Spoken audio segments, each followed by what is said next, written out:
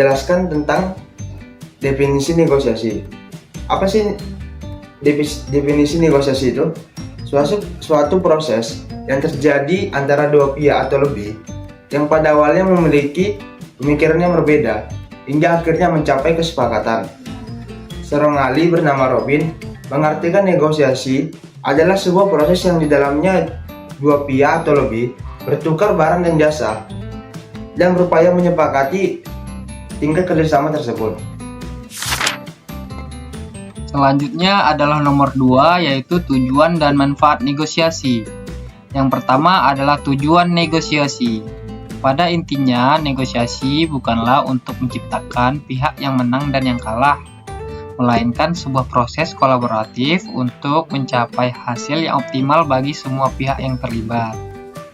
Yang pertama ada mencapai kesepakatan yang saling menguntungkan atau win-win solution. Tujuan utama negosiasi adalah menciptakan hasil di mana pihak merasa diuntungkan.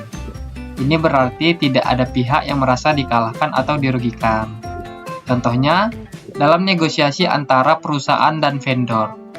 Kedua belah pihak sepakat pada harga yang memungkinkan vendor mendapat keuntungan yang wajar, sementara perusahaan mendapatkan kualitas layanan yang diinginkan.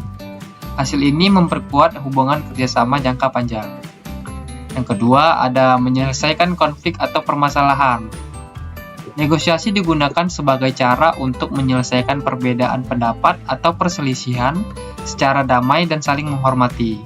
Contohnya, dua departemen dalam perusahaan yang memperebutkan anggaran dapat bernegosiasi untuk membagi anggaran berdasarkan urgensi dan dampak setiap proyek, sehingga konflik tidak berlarut-larut.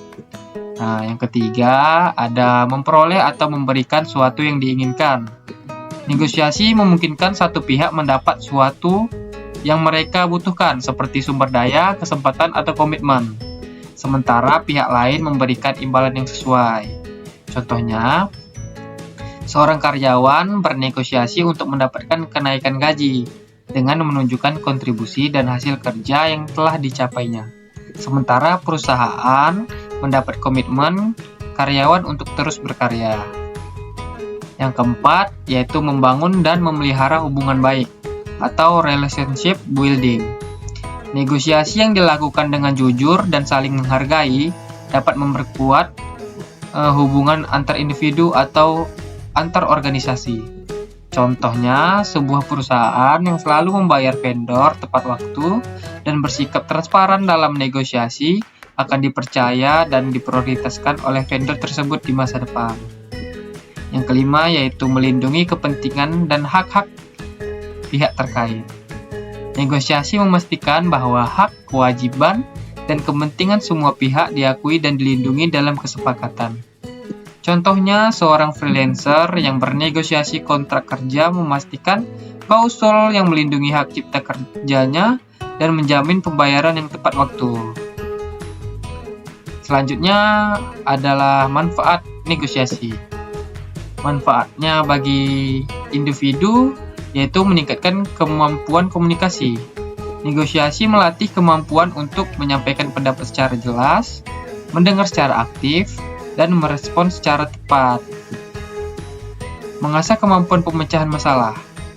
Negosiasi mendorong individu untuk berpikir kreatif dalam mencari solusi terbaik bagi semua pihak.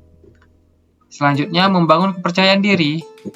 Keberhasilan dalam mencapai kesepakatan melalui negosiasi bisa meningkatkan rasa percaya diri. Menjaga hubungan sosial. Negosiasi yang baik memungkinkan individu mendapatkan hasil yang diinginkan tanpa merusak hubungan dengan pihak lain. Manfaat bagi organisasi atau bisnis. Efisiensi biaya dan peningkatan profit. Negosiasi yang efektif dapat menekan biaya operasional dan meningkatkan keuntungan. Dan kepuasan pelanggan dan mitra. Kesepakatan yang adil dan menguntungkan meningkatkan loyalitas pelanggan dan mitra bisnis. Meminimalisir risiko konflik. Negosiasi proaktif dapat mencegah konflik yang berpotensi mengganggu operasional bisnis. Reputasi yang baik. Organisasi yang dikenal adil dan profesional dalam bernegosiasi menarik lebih banyak kepercayaan diri pelanggan, mitra, dan calon karyawan. Nama saya Khaila Fatimah Zahra dengan NIM 4132311055 akan membahas mengenai tahapan persiapan negosiasi. Seringkali orang-orang berpikir negosiasi adalah tentang bakat alami atau keberuntungan. Sebenarnya 90% keberhasilan dari negosiasi ditentukan oleh persiapan. Itulah yang akan saya bahas hari ini, yaitu tahapan persiapan negosiasi. Mengapa negosiasi itu sangat vital? Negosiasi tanpa persiapan sama seperti pergi berperang tanpa senjata atau peta. Dengan persiapan matang, kita bisa mengurangi risiko, meningkatkan kepercayaan diri, dan yang terpenting mencapai hasil yang maksimal. Tahap pertama adalah analisis dan pengumpulan informasi. Ini adalah fase riset. Yang pertama, kita harus mengenali diri kita sendiri. Apa tujuan utama kita, apa batas-batas yang tidak bisa kita lewati, dan yang terpenting, apa BATNA kita. BATNA atau Best Alternative to a Negotiated Agreement, yaitu alternatif terbaik jika negosiasi ini gagal total. Yang kedua, kita harus mengenal pihak lawan, siapa mereka, apa yang sebenarnya mereka butuhkan, dan apa motivasi tersembunyi mereka. Yang ketiga, kenali pasar. Misalnya, jika kamu negosiasi harga, kamu harus tahu standar pasar dan informasi ini adalah kekuatan terbesar kamu. Setelah semua data terkumpul, saatnya kita menyusun strategi. Kita harus menentukan posisi awal yang kuat tapi realistis. Lalu, persiapkan argumen kita. Jangan hanya bilang, saya butuh harga ini, tapi katakan berdasarkan data pasar, harga ini adil karena bla bla bla didukung data dan argumen yang kamu sudah temukan. Data dari argumen tersebut akan jauh lebih meyakinkan, dan jangan lupa taktik, kapan harus memberi konsesi. Konsesi tidak boleh diberikan secara gratis, harus selalu ada timbal baliknya. Saat negosiasi benar-benar dimulai, kita masuk ke tahap pelaksana. Hal pertama adalah menciptakan suasana yang positif. Mulailah dengan sapaan ramah, lalu dengarkan secara aktif. Jangan hanya fokus pada apa yang ingin kamu katakan, tapi dengarkan apa yang pihak lain akan sampaikan. Karena di situ kamu bisa menemukan titik lemah dan peluang. Setelah itu, sampaikan poin kamu dengan logis dan percaya diri. Tahap terakhir adalah penutupan dan kesepakatan. Setelah mencapai titik kesepakatan, pastikan kamu dan pihak lain benar-benar menyetujui dan memahami semua poin. Setelah itu, yang terpenting adalah dokumentasi. Tulis semua kesepakatan dalam kontrak atau notulen. Ini menghindari miskomunikasi di masa depan.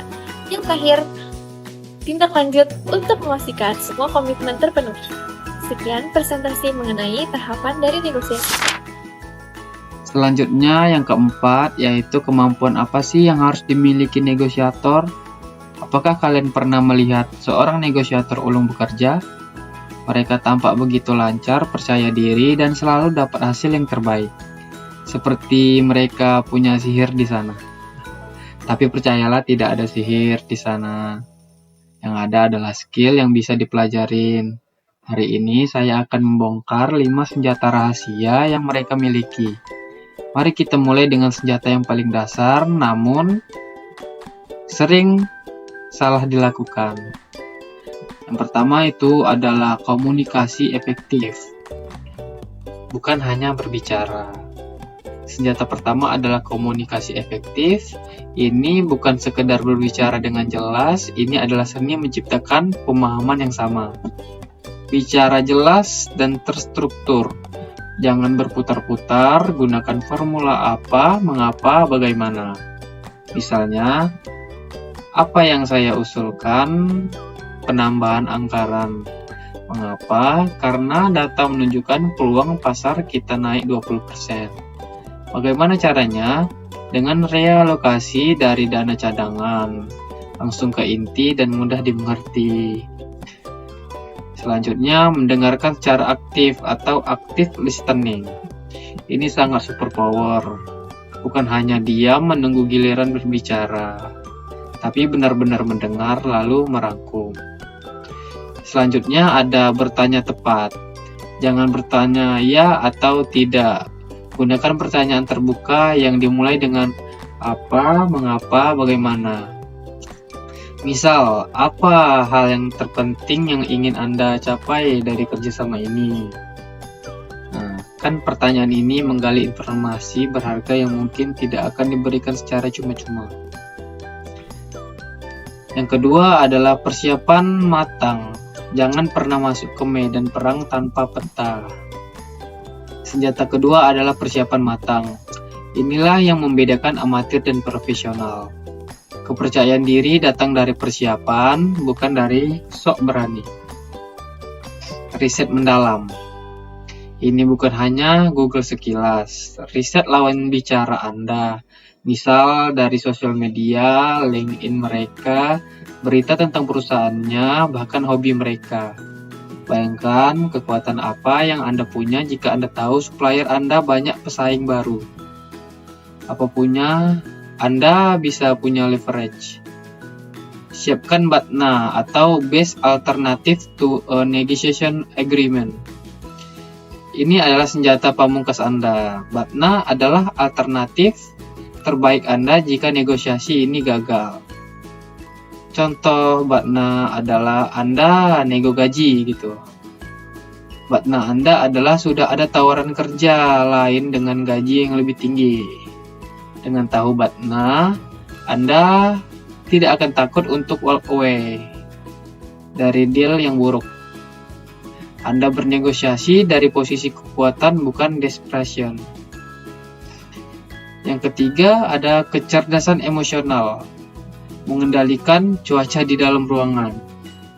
Senjata ketiga adalah kecerdasan emosional atau EQ.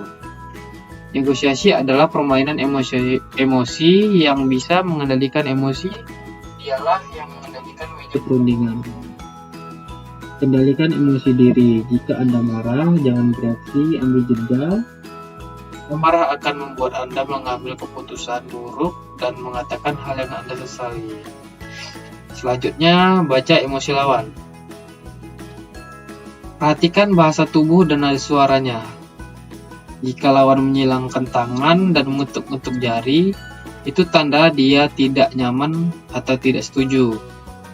Itu saatnya Anda berhenti memaksa dan bertanya, sepertinya ada yang belum pas nih.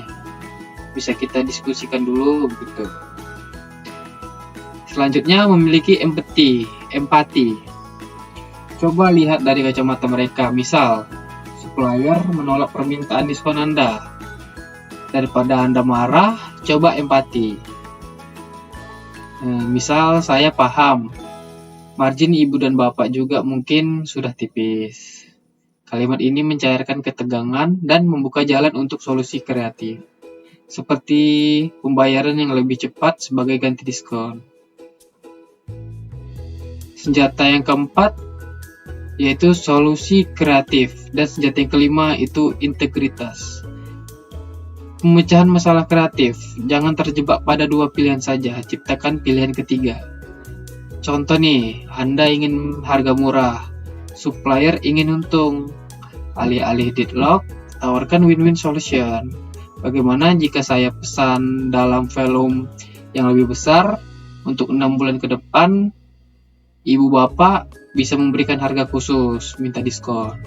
Anda dapat harga better, mereka dapat jaminan order. Etika dan integritas. Ini adalah fondasi segalanya. Reputasi Anda lebih berharga daripada satu deal menguntungkan. Contoh, tolak tawaran dengan sopan. Bukan dengan menghina. Katakan, misal saya sangat menghargai tawaran ini, sayangnya saat ini belum sejalan dengan strategi kami, Bapak atau Ibu. Mari kita jaga komunikasi untuk peluang lain di masa depan. Cara Anda menolak justru akan membuat mereka lebih menghormati Anda. Selanjutnya ada jenis-jenis negosiasi. Dalam praktiknya, negosiasi tidak hanya terjadi dengan satu cara saja.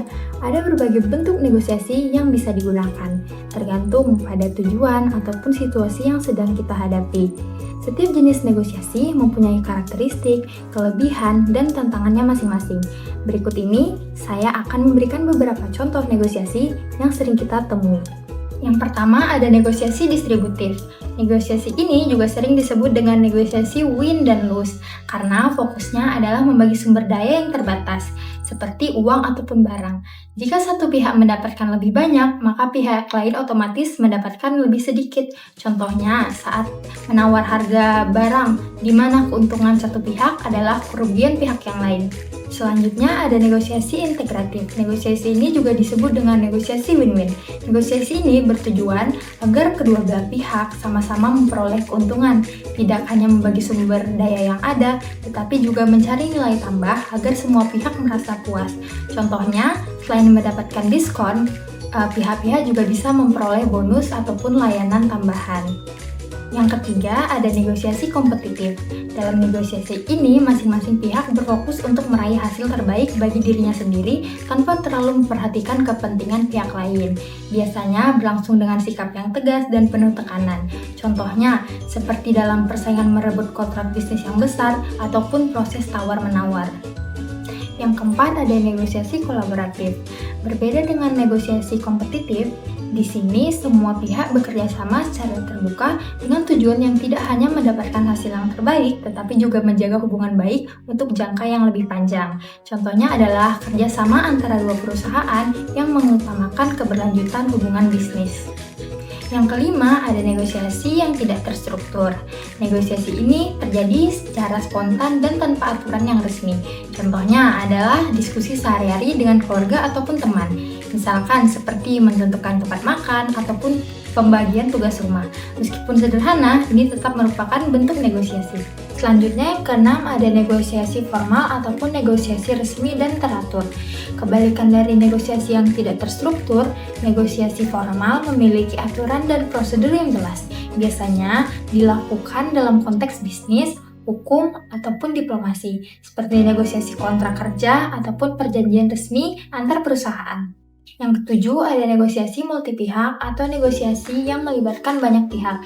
Negosiasi ini melibatkan lebih dari dua pihak sekaligus sehingga prosesnya menjadi lebih kompleks. Diperlukan koordinasi, strategi, dan komunikasi yang baik agar semua pihak dapat mencapai kesepakatan bersama.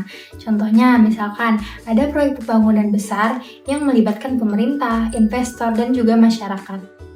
Terakhir adalah negosiasi internasional ataupun negosiasi antar negara. Negosiasi ini melibatkan pihak dari negara yang berbeda, sehingga lebih kompleks karena melibatkan perbedaan budaya, kepentingan politik, dan juga ekonomi. Biasanya dilakukan untuk perjanjian perdagangan bebas, kerjasama politik, ataupun kesepakatan internasional, seperti konferensi antar negara mengenai perubahan iklim. Selanjutnya, saya akan membahas tentang contoh negosiasi. Contoh negosiasinya itu, seorang mahasiswa ingin membeli laptop bekas dari temannya. Penjual awalnya menaruhkan dengan harga 6 juta. Namun, pembeli merasa harga tersebut terlalu tinggi karena ada sedikit goresan di bodi laptop. Mereka melakukan diskusi dan pembeli menawarkan 5.500.000. Akhirnya, setelah proses tawar-menawar, kedua belah pihak sepakat di harga 5.700.000. Nah, hasil akhir dari tentuan tersebut, penjual tetap mendapatkan keuntungan dengan menjual laptopnya. Pembeli merasa puas karena harga lebih murah dari penawaran awal. Kesepakatan tercapai dengan suasana yang baik, dan hubungan pertemanan tetap terjaga. Mungkin itu contoh dari negosiasi dari saya. Terima kasih.